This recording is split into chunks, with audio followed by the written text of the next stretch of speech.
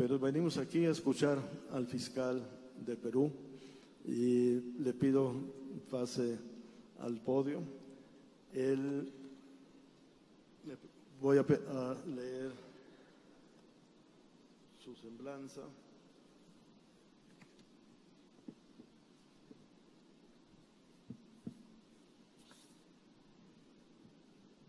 Es José Domingo Pérez Gómez, es abogado y máster en gestión pública y en derecho constitucional. Es fiscal provincial titular del Ministerio Público, fiscal de la Nación de la República de Perú, con 14 años de ejercicio. Se ha desempeñado como coordinador nacional de las fiscalías especializadas en delitos de corrupción de funcionarios del Ministerio Público, Fiscalía de la Nación de la República de Perú. Actualmente es fiscal provincial asignado al equipo especial de fiscales que se abocan con dedicación exclusiva al conocimiento de las investigaciones vinculadas con delitos de corrupción de funcionarios y conexos en los que había incurrido la empresa Overdressed. Nada más actual para nosotros que contar con la presencia del fiscal de Perú. Muchas gracias.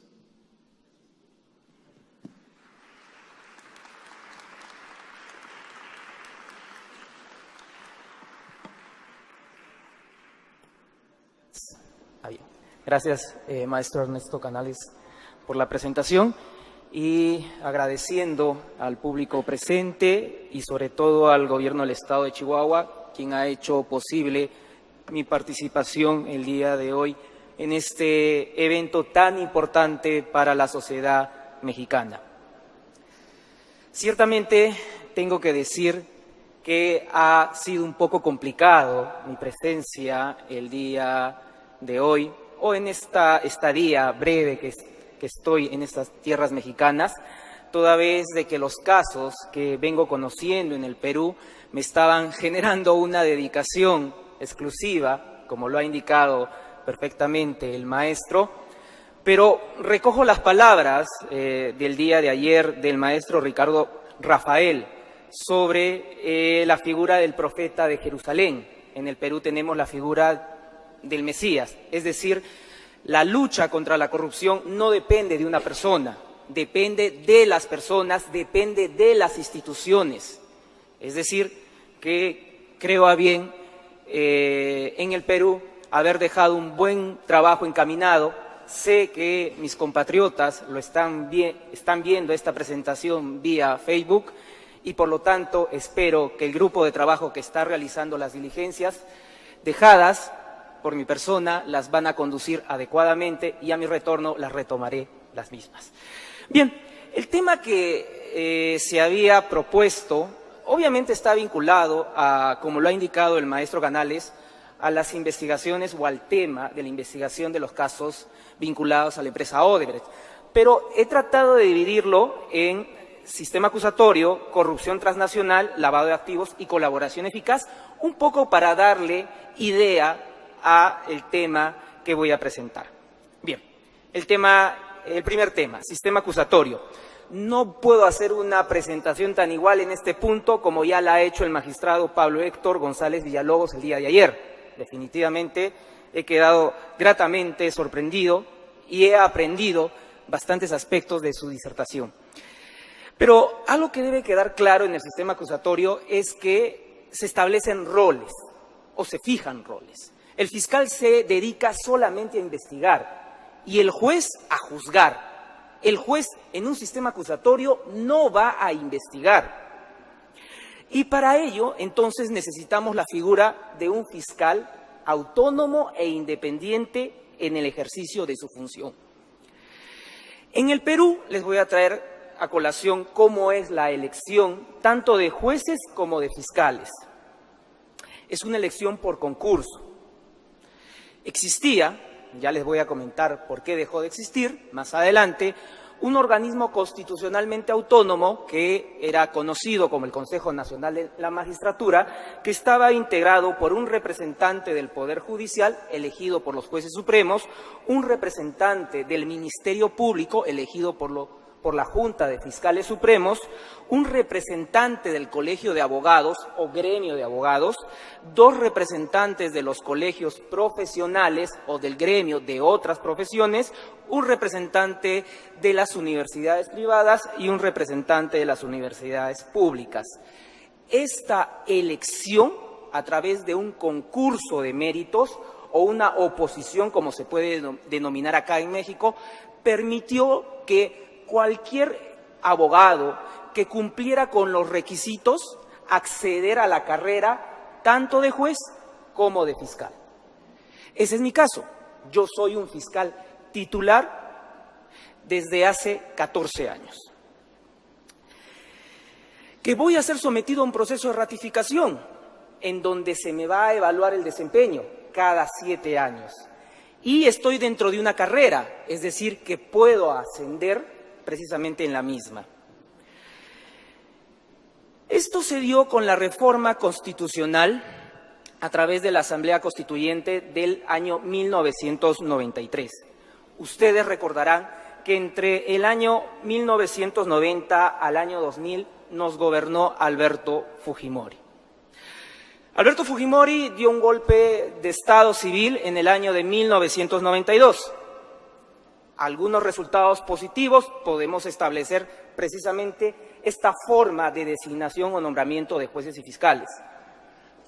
Algunos otros aspectos positivos, ¿por qué negarlo?, acabó con la guerrilla o la guerra civil respecto a los grupos subversivos Sendero Luminoso y algún otro, como el Movimiento Revolucionario Tupac Amaru. Y respecto a la economía, la estabilizó. El Perú tenía una situación económica tan parecida como la Venezuela del día de hoy. Aspectos negativos, bastantes. Hubieron ejecuciones extrajudiciales por un grupo paramilitar denominado Grupo Colina, por el cual el expresidente Fujimori fue condenado a 25 años de pena privativa de la libertad como autor mediato, y otros casos o condenas por delitos de corrupción, uno de ellos peculado, por ejemplo, a 6 años de pena privativa de la libertad. En el gobierno de Fujimori hubo corrupción interna, en todos los ámbitos. Se dice que el Estado estuvo capturado por la corrupción, el empresariado de la misma manera. Alberto Fujimori contó con un asesor presidencial, Vladimiro Montesinos, quien a través de actos de soborno compró congresistas, militares, jueces, fiscales, periodistas, empresarios, etc. Pero ese gobierno llegó al fin cuando se hizo público un video en donde precisamente este asesor entregaba fajos de billetes de dólares a un congresista recién electo para que se sume al grupo político oficialista. A partir de ese momento hubo una reacción social de indignación. Alberto Fujimori tuvo que tomar una reacción y creó una Procuraduría Pública ad hoc, distinta a las labores de la Fiscalía. Esta Procuraduría estuvo a cargo de José Ugaz. Quienes conozcan a José Ugaz, fue entre el año 2014 a 2017 presidente de Transparencia Internacional. Él fue el primer procurador ad hoc para estos casos de corrupción. José Ugaz ha escrito un libro, Caiga quien caiga, incluso se ha hecho una película actualmente en el Perú sobre el contenido de este importante libro, en donde señala la importancia de los colaboradores con la justicia, los colaboradores eficaces. El Perú ya tenía, desde la época del terrorismo, de la guerra interna, desde el año 1993, una ley de arrepentimiento. Para cuando se inician los casos de corrupción, José Ugaz procuró que se aprobara precisamente esta ley de colaboración eficaz. Lo que he escuchado que aquí se denomina probablemente un principio de oportunidad o un proceso inmediato, con las diferencias probablemente de nuestros sistemas procesales. ¿Y saben a quién tuvo como una de sus colaboradores eficaces? Precisamente a la secretaria del asesor Vladimiro Montesinos. La secretaria de dicho asesor fue quien sustrajo el video que guardaba en las oficinas y lo entregó a una tercera persona para que ésta lo pueda publicar y se haga precisamente público ante toda la sociedad peruana. Ella finalmente dio bastante información para que se pudiera desmantelar todo ese aparato de corrupción que se había creado en el Perú. Claro está que ella tuvo beneficios para no ser precisamente internada en un penal o un establecimiento penitenciario. Claro que la colaboración eficaz inició algunas corrientes críticas respecto a la labor que venía realizando dicha Procuraduría y que José Ugaz lo resalta en su libro y que me gustaría dar lectura precisamente a ello. Él dice: pese a ello, hubo quienes criticaron acremente la puesta en vigencia de la ley de colaboración, señalando que resulta inmoral transar con los criminales.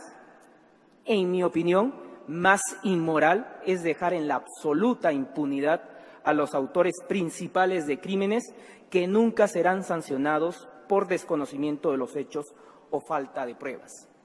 Es más inmoral dejar que el corrupto no tenga una sanción a que transar, negociar con alguien que nos pueda dar información precisamente para llegar hacia él. ¿Cuál fue el resultado? Condenas. Se condenó al asesor Montesinos, a ministros, congresistas, a quien fuera fiscal de la Nación o fiscal general en ese momento, a jueces supremos, etcétera. Se recuperaron dineros de todas las coimas que habían sido o sobornos pagados que se encontraban en bancos en el extranjero. Se diseñó un sistema de corrupción. El Perú ya comenzó a cimentar las bases de lo que vendría a ser el sistema anticorrupción, con jueces, fiscales y policías especializados en delitos de corrupción de funcionarios. Trayendo a colación la presentación en el panel del maestro Jorge Emilio Iruegas, tuvimos jurisprudencia, se comenzó a hacer un desarrollo jurisprudencial precisamente de los casos de corrupción.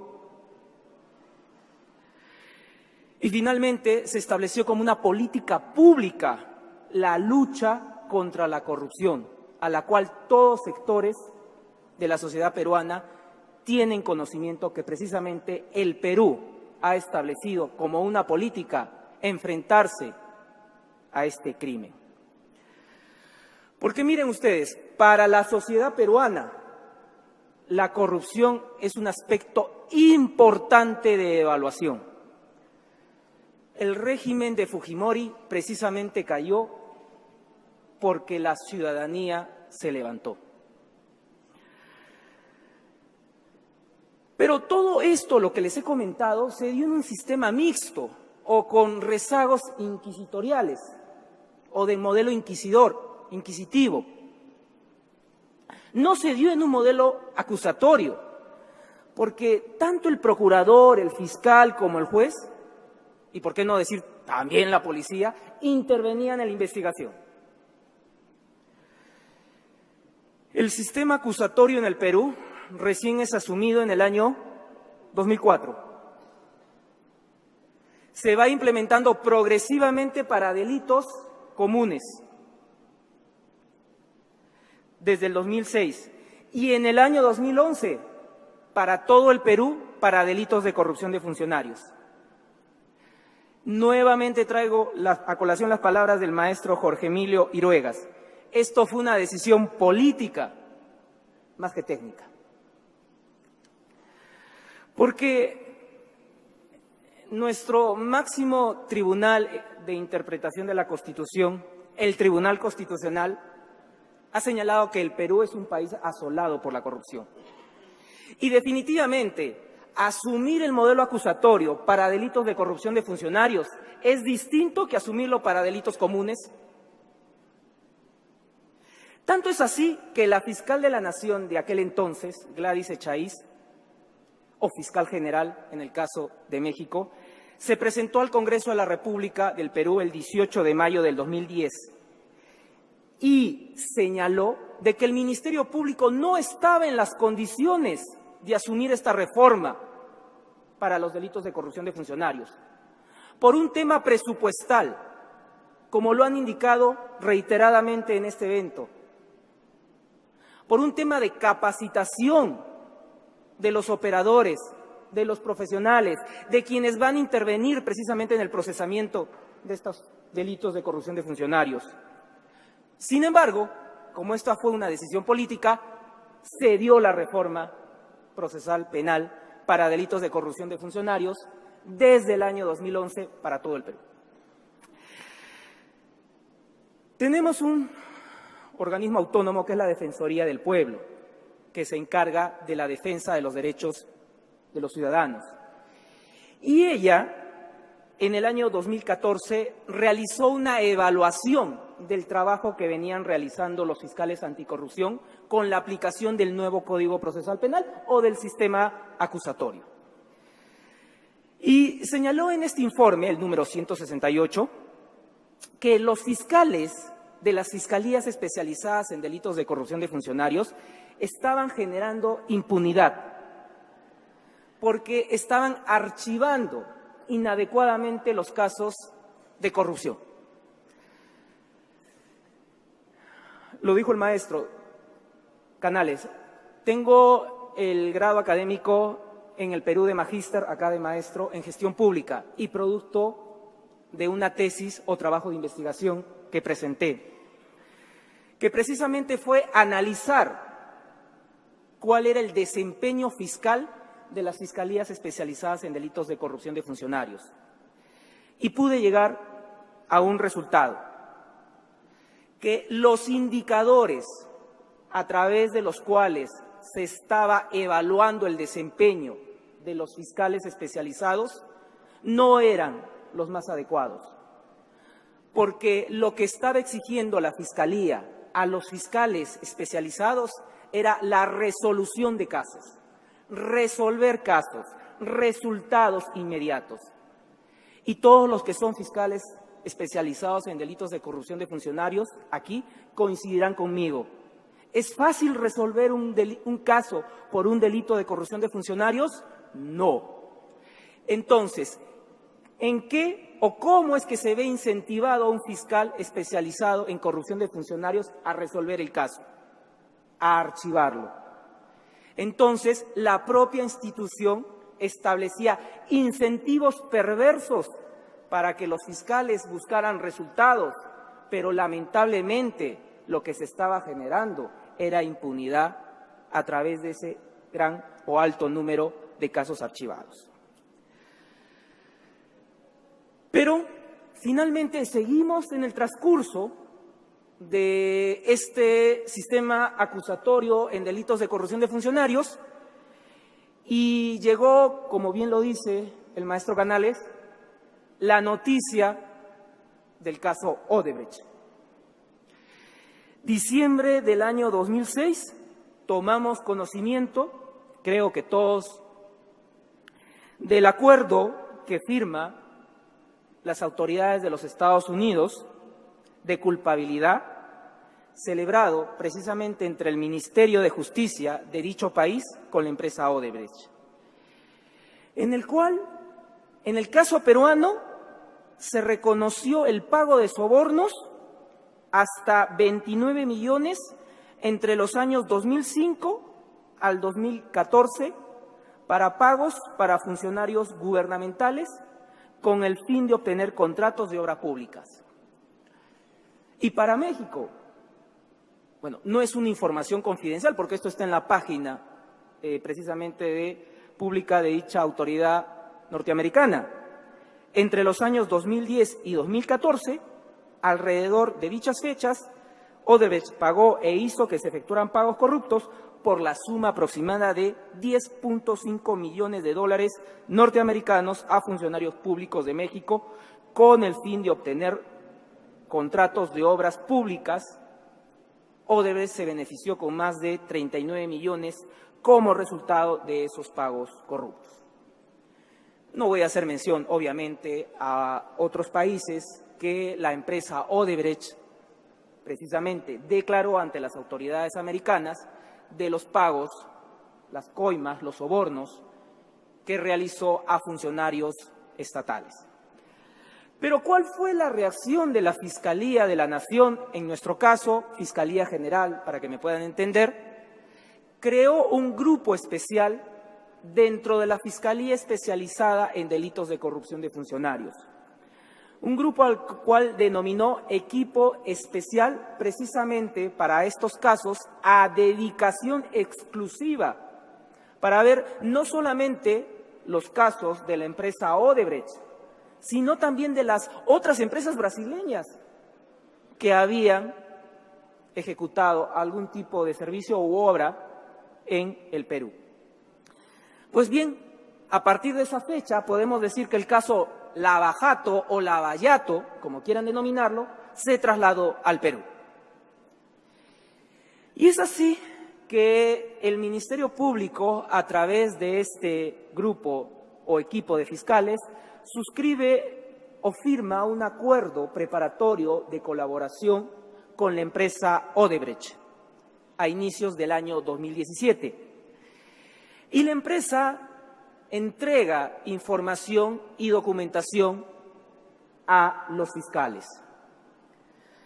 Voy a resaltar, por ejemplo, entre la información o documentación que proporcionó, por ejemplo, el caso del expresidente constitucional de la República del Perú, Alejandro Toledo Manrique, periodo 2001 a 2006, en donde la empresa reconoció que había sobornado con 20 millones a dicho expresidente por la adjudicación o la entrega de la obra de la carretera interoceánica, una carretera que une el sur del Perú con el Brasil.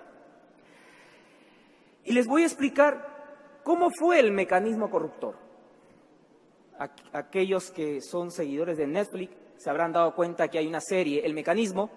Precisamente comenzamos a utilizar estas palabras para un poco graficar cómo es que se desarrolló estos actos o estas actividades o prácticas corruptas.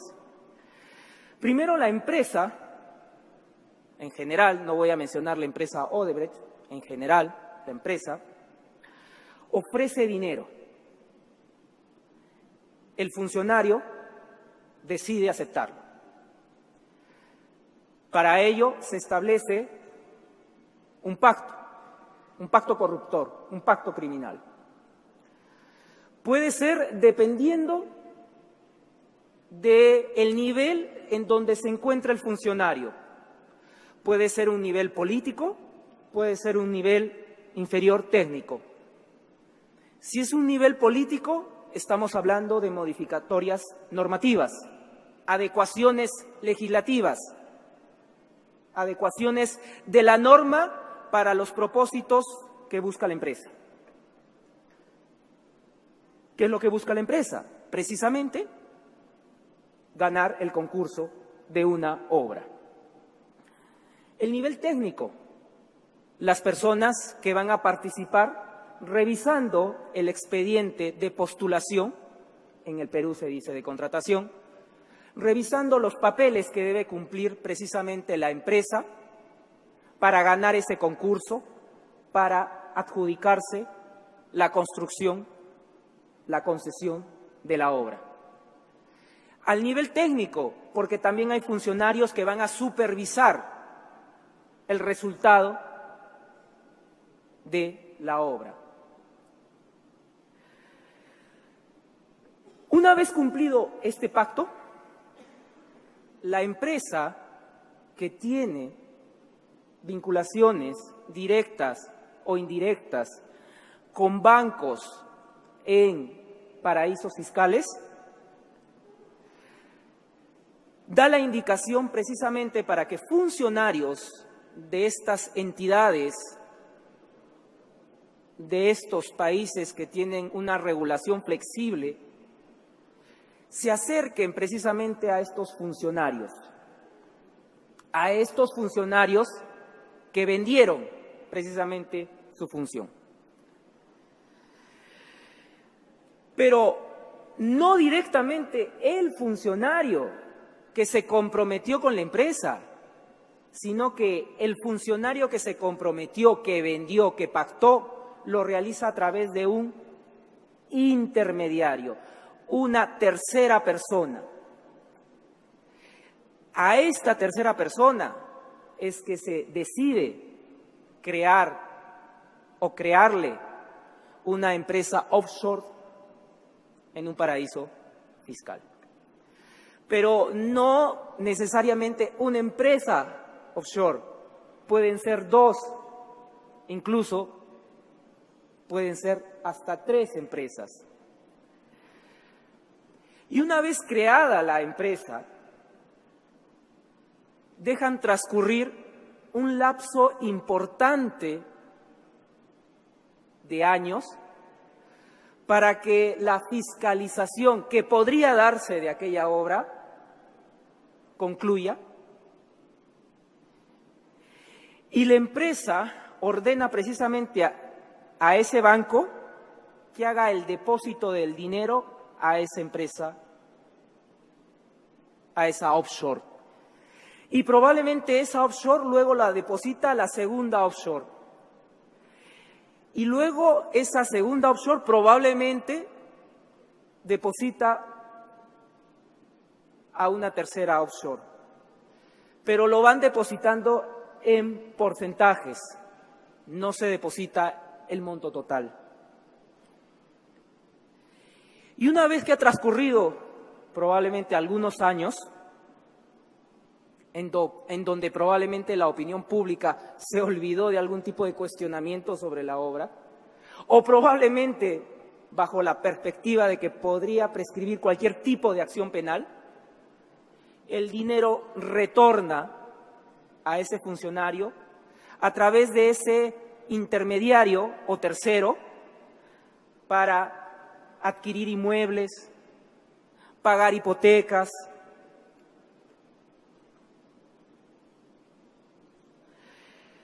Esto vendría a ser la corrupción transnacional, en donde al Perú se le ha planteado un reto.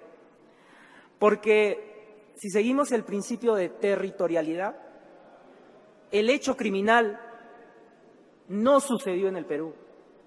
El pacto, el acuerdo no sucedió. Probablemente, como sucedió en el caso que les he comentado inicialmente de este expresidente, el acuerdo se dio en el Brasil. Los depósitos se dieron en entidades extranjeras. Pero tenemos que interpretar la ley procesal penal y decir dónde ocurrieron los efectos para asumir competencia. Y precisamente los efectos de este acto de corrupción se dieron en territorio nacional. Y el otro problema es el de la prescripción, como ya lo adelanté. Recién los hechos se van descubriendo. Y no porque la Fiscalía ha tenido un mecanismo precisamente para poder advertir que determinada obra estaba plagada de hechos corruptos, sino porque fue la propia empresa que delató. En algunos casos, los tipos penales más benignos ya han prescrito. Y es por eso que, atendiendo a esta demanda social, a esta indignación colectiva de cómo las altas autoridades se han vendido, el Congreso de la República, el legislativo peruano, haciendo eco a ese llamado, el 19 de agosto del 2017 hace una modificación constitucional y establece que el plazo de prescripción se duplique en caso de delitos cometidos contra el patrimonio del Estado. Por lo menos dio una respuesta y a partir de esa fecha sabemos que el plazo de prescripción va a ser mayor. Entonces, tenemos que ver otras figuras penales y ahí entra el siguiente tema de la presente presentación: lavado de activos, blanqueo de capitales en otros países. En el año 2012 se estableció que este delito de lavado de activos es un delito autónomo.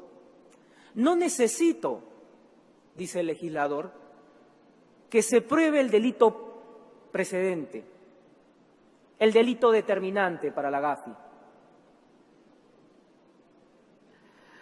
Se establecen penas de 8 a 15 años de pena privativa de la libertad y si es en organización criminal de 10 a 20.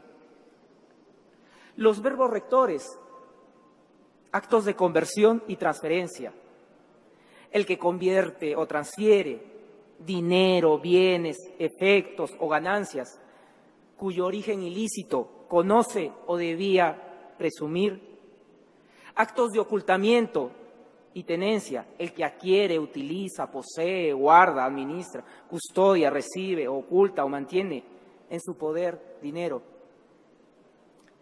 Entonces, en el caso, precisamente, que traigo a colación de este tipo de delito transnacional, tenemos de que han habido personas que se han prestado precisamente para cometer estos actos de conversión, de transferencia, de ocultamiento, porque estas personas terminan siendo lo que técnicamente conocemos como los testaferros.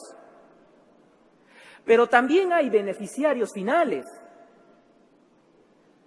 que son los funcionarios que finalmente están esperando recibir ese activo, ese dinero supuestamente lavado.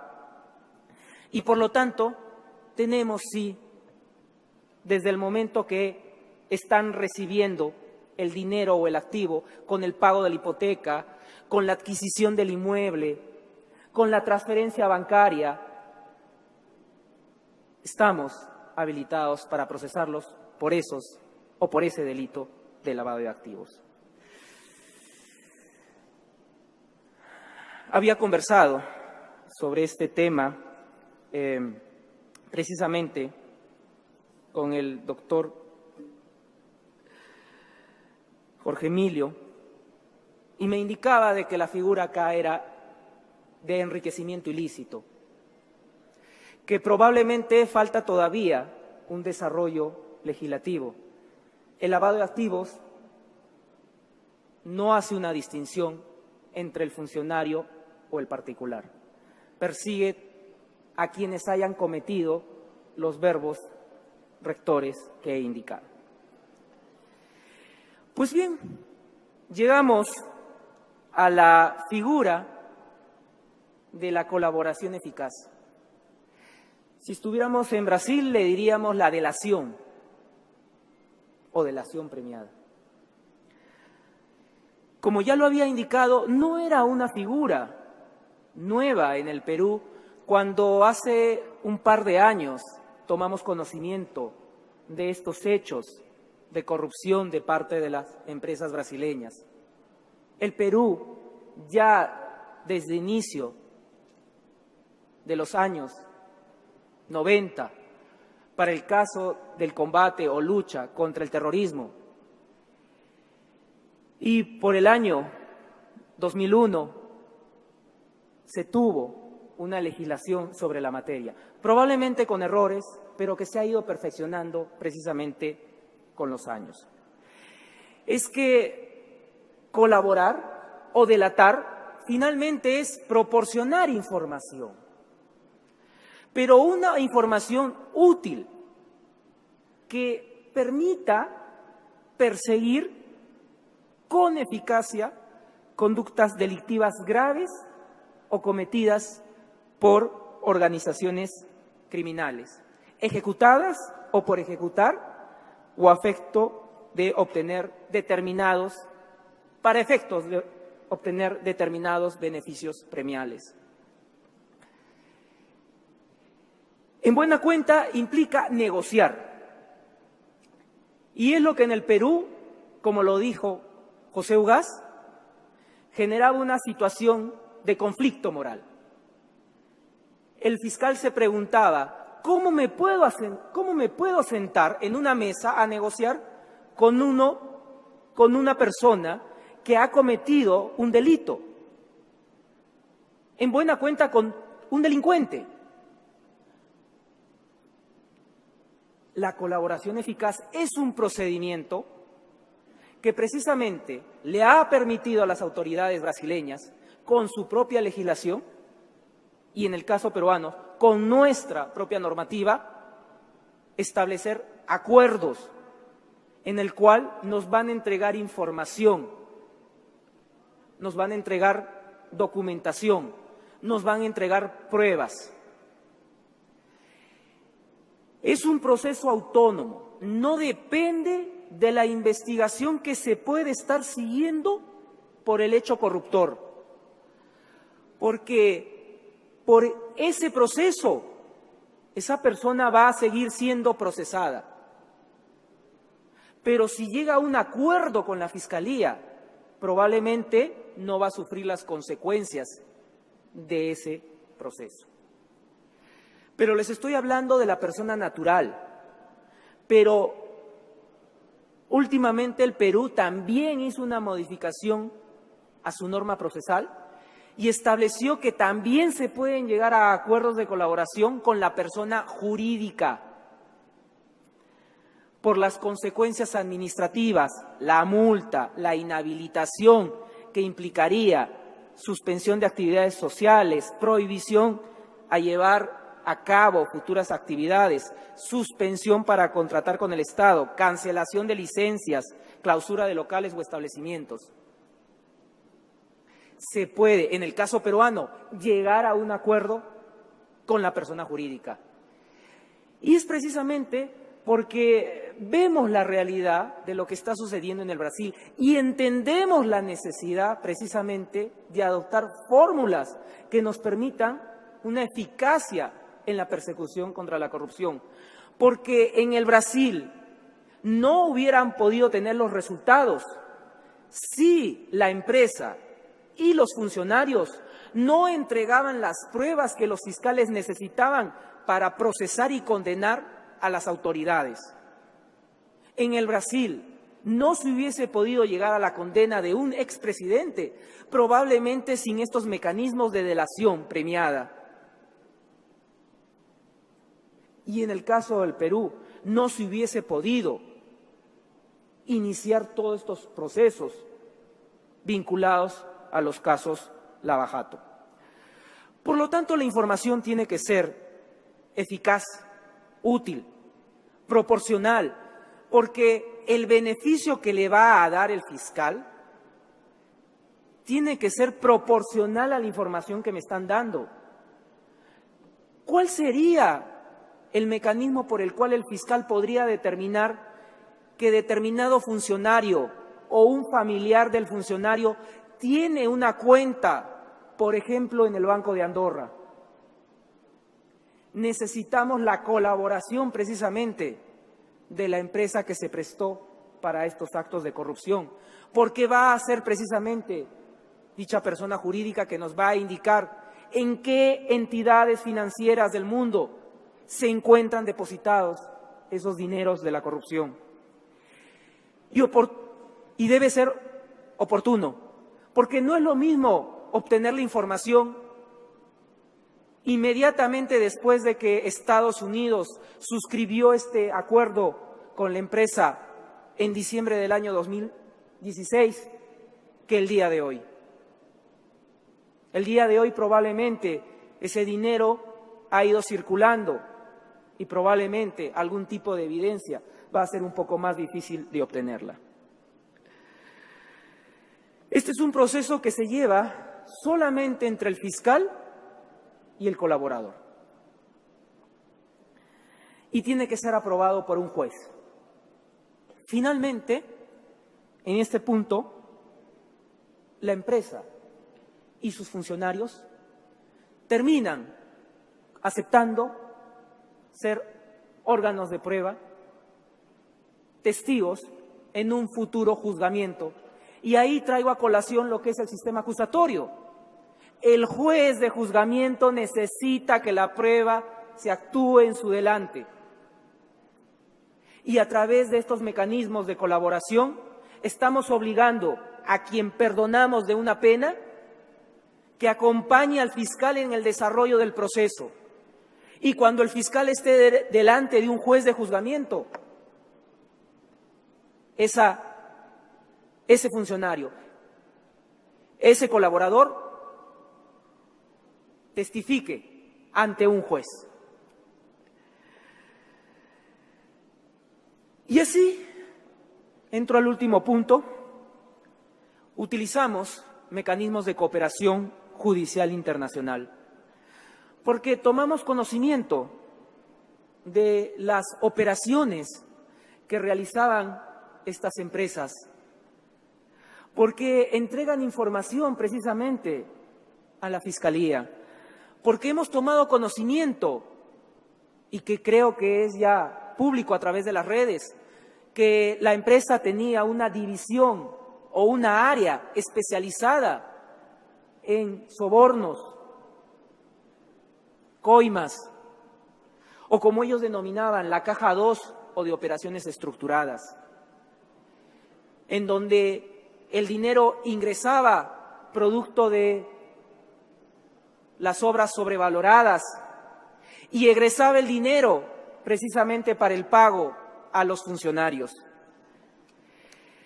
Y a través de la cooperación judicial internacional, el Ministerio Público ha podido llegar a acuerdos. Claro está, en donde respetamos las decisiones que adoptó la justicia brasileña. Y la justicia brasileña estableció que ese funcionario es un colaborador de ellos. Y por lo tanto, las autoridades peruanas no podrían doblemente perseguir a quien delató ante las autoridades brasileñas. Y así se han firmado compromisos de inmunidad respecto a los funcionarios de empresas brasileñas. Y con ello se ha logrado la detención de funcionarios, empresarios, recuperación de activos. Se tiene información de actos de corrupción que han sucedido en nuestro país. Pero no solamente nos ha permitido determinar actos de corrupción producto o para la adjudicación o realización de obra pública, sino también que de esta caja 2 o de esta área de sobornos se destinaba dinero para las campañas políticas. Para las campañas políticas, que también es de conocimiento público, se logró la detención en el año 2007 por 9 meses del expresidente Ollanta Humala y su cónyuge Nadine Heredia Alarcón, que actualmente está detenida en la ciudad de Lima, Keiko Sofía Fujimori, que también se está procesando a otras altas autoridades, que motivó precisamente la renuncia de quien fuera presidente de nuestro país, Pedro Pablo Kuczynski, luego de que el presidente de dicha empresa declarara ante mi persona que había prestado consultorías y financiamientos para dicha empresa, lo que motivó luego una reacción social que finalmente, luego de algunos actos indebidos, se vio obligado precisamente a renunciar. Bueno, podría hablarle también del Metro de Lima, podría hablarles que también se descubrió un cártel de empresarios, conocido como el Club de la Construcción, en donde los más importantes empresarios ejecutores de obra se repartían la obra pública por porcentajes del 3% del valor de la obra, lo cual motivó en una oportunidad que estén presos las personas económicamente más poderosas de mi país. Y para concluir, no voy a dejar de hablar, porque sé que en mi país también me están observando, que toda esta indignación finalmente llegó a un punto alto cuando se dio a conocer precisamente un caso conocido como Lavajuez, en alusión al caso Lavajato. Este caso Lavajuez, que en buena cuenta es el conocimiento público de las interceptaciones legales que se venía realizando a presos por el delito de narcotráfico y abogados, en los cuales a través del seguimiento se determinó que altas autoridades del sistema de justicia peruano se veían en conversaciones arreglando temas precisamente de procesos judiciales, lo que implicó precisamente que ese Consejo Nacional de la Magistratura, ese consejo que les había indicado que era un organismo constitucionalmente autónomo, encargado de nombrar jueces y fiscales, fuera removido en su integridad por el Congreso de la República y a través de una reforma se está buscando la creación de un nuevo organismo constitucionalmente autónomo para la elección de jueces y fiscales. Ha implicado hace poco que un juez supremo también sea destituido y que deba ser juzgado por organización criminal. Y finalmente, hay cuestionamientos al titular de mi entidad fiscal de la Nación, de lo cual yo he dado en la prensa peruana mi posición crítica. Así ejerzo el cargo desde hace bastantes años, me reafirmo en lo que he señalado anteriormente. No puede haber una reforma contra la corrupción, no se puede dar una lucha seria contra la corrupción si todos los ciudadanos no estamos vigilantes respecto a las autoridades que están encargadas precisamente de ejercitar esta acción. Yo les agradezco y espero que haya sido de su agrado.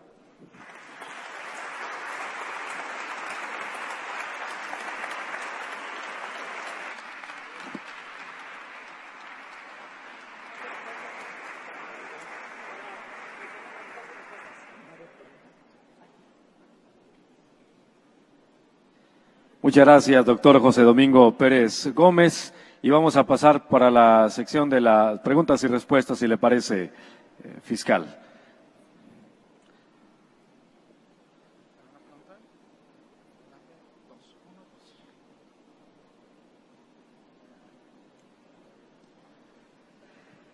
Gracias, buenas tardes. Daniel Vázquez, del Instituto de Investigaciones Jurídicas de la UNAM.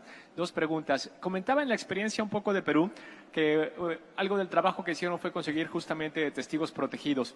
En eso nos encontramos nosotros un poco en México, en cómo vamos a romper el pacto de impunidad, a permitir justamente tener información que nos permita escalar en la investigación. Entonces, la pregunta es, ¿cuáles fueron los distintos tipos de incentivos que ustedes dieron para poder generar estos testigos protegidos y para que se animaran a hablar? Y la segunda tiene que ver con que en particular en México nosotros nos encontramos con redes de macrocriminalidad que además son muy violentas. Entonces el otro problema que estamos teniendo no solamente es generar a los testigos protegidos, sino también los mecanismos de protección. Tenemos dudas muy básicas desde si, por ejemplo, el mecanismo de protección debiera estar en la Secretaría de Seguridad Pública o en la Secretaría de Gobernación. Entonces también si pudiera profundizar un poco sobre la experiencia de los mecanismos que usaron para proteger a los testigos. Gracias.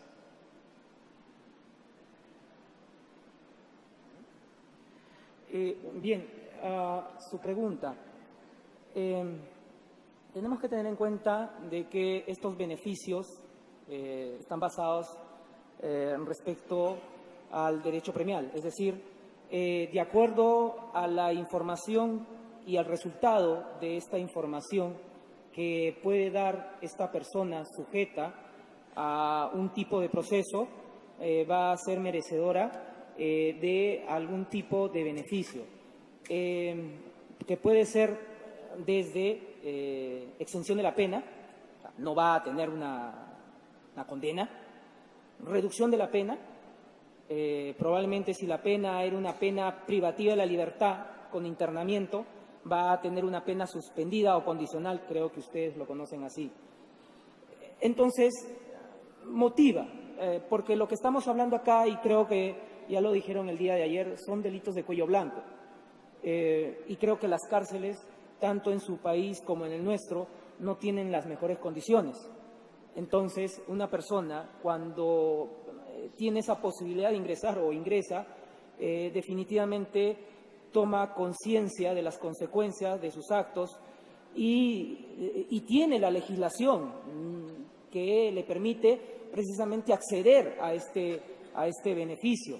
No es que el fiscal le vaya a negar, sino que el fiscal lo va a evaluar, esta solicitud que él puede presentar. Bien, una vez que tenemos esta información, se hace un proceso de corroboración y si ciertamente está corroborado, vamos donde un juez para que lo pueda homologar. Una vez homologado, todo esto es un proceso reservado, no lo conocen los demás sujetos o personas que están siendo investigados. Una vez que es homologado, lo aprueba y se da una sentencia del proceso de colaboración eficaz. Y dependiendo con el acuerdo al cual ha llegado el fiscal con esta persona, puede ser testigo en un juicio oral. Ahora, si usted me habla de procesos violentos contra organizaciones de delitos violentos, es bastante difícil que el fiscal exponga a esta persona luego para un juzgamiento. Porque sabemos cómo es el crimen organizado, va a buscar eliminar a esta persona.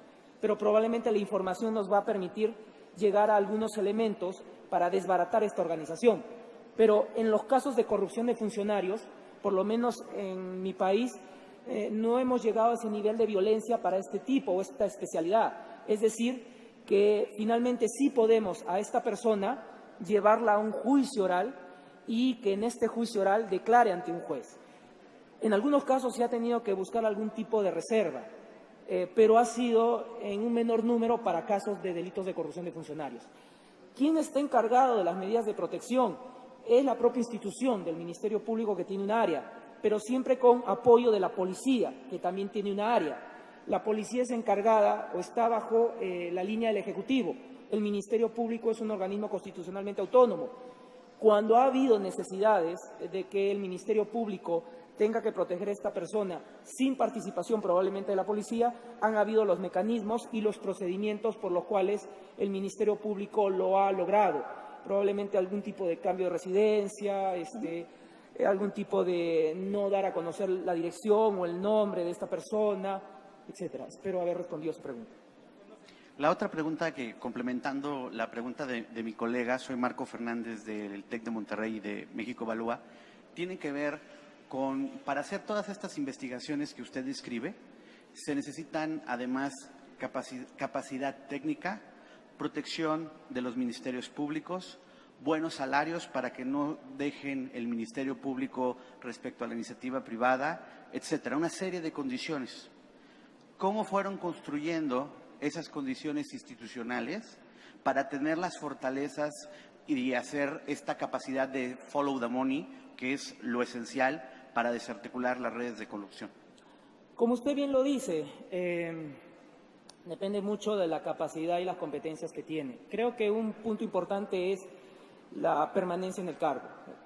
Soy un fiscal titular. Voy a ser sometido a un proceso de evaluación, pero cada 7 años. Y estoy dentro de una carrera. Antes de encontrarme en este cargo actual, he sido un fiscal adjunto. He ascendido hace algunos años y me encuentro ahora de fiscal provincial. Mi aspiración siguiente va a seguir ascendiendo a fiscal superior y probablemente algún momento llegue a la más alta instancia del Ministerio Público, que es ser fiscal supremo, y entre ellos la elección de un fiscal de la Nación. La remuneración, de la misma manera, se entiende y se establece de que los funcionarios, en el caso jueces y fiscales, están adecuadamente remunerados. Claro, mis colegas pueden decir que todavía deberíamos ser mejor remunerados, pero en comparación con algunos otros sectores de la cuestión pública, ciertamente estamos adecuadamente remunerados. Esperamos que se nos pueda mejorar. Respecto a las cuestiones de capacitación y competencia, tenemos una escuela del Ministerio Público. Entiendo que su actual fiscal especializada en anticorrupción del Estado una vez nos fue a capacitar a través de Abarroli, que está, sí, la licenciada. Tenemos capacitaciones precisamente de operadores y agentes no solamente de nuestro país, sino de otros países. Pero sobre todo depende mucho de la capacitación que uno mismo busque.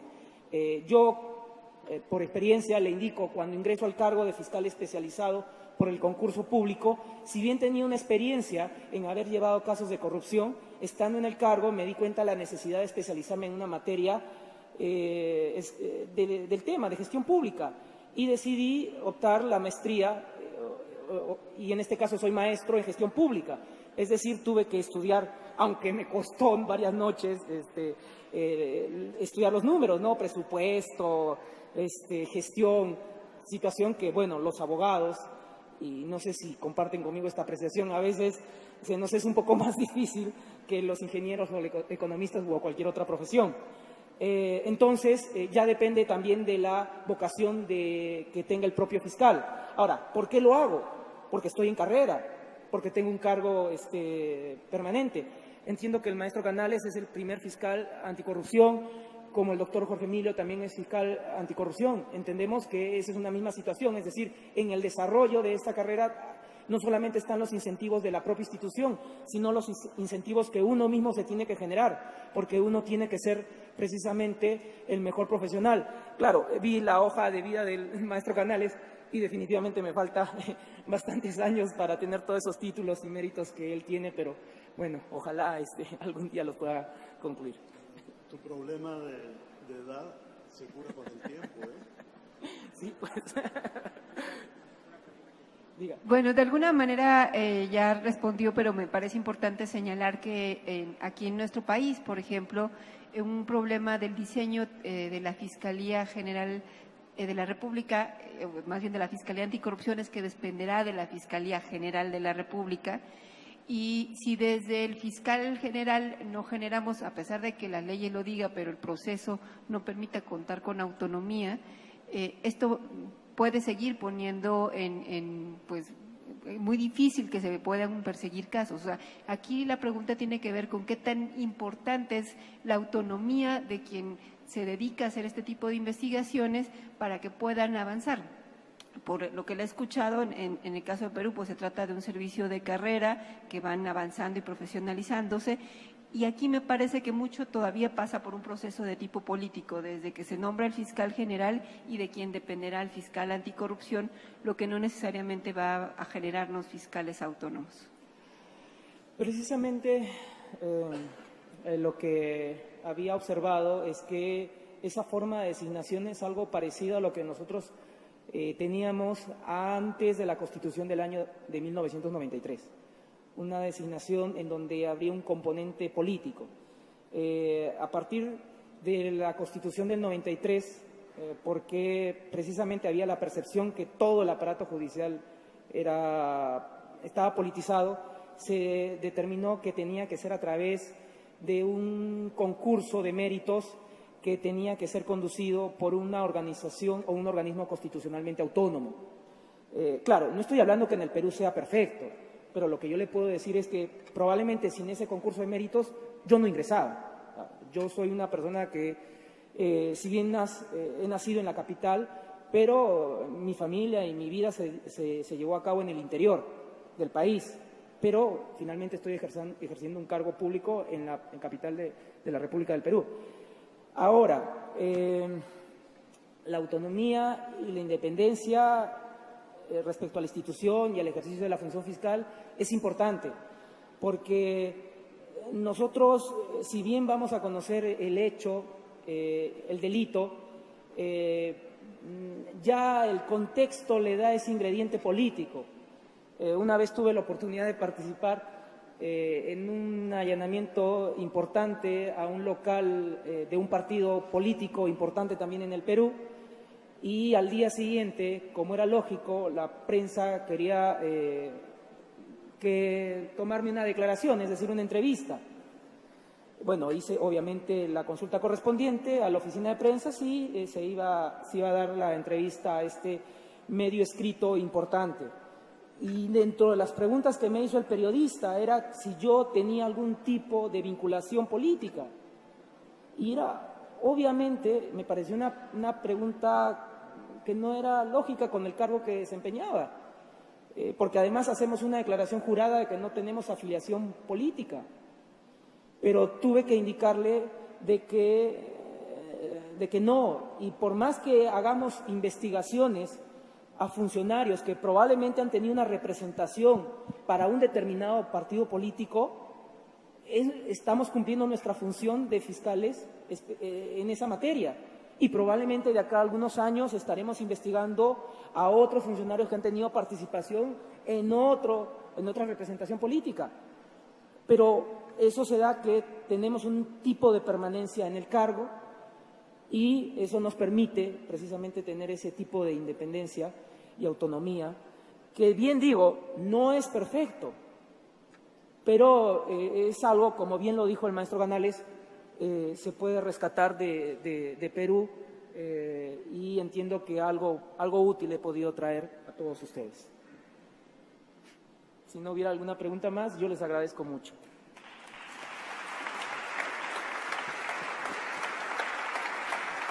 Muchas gracias.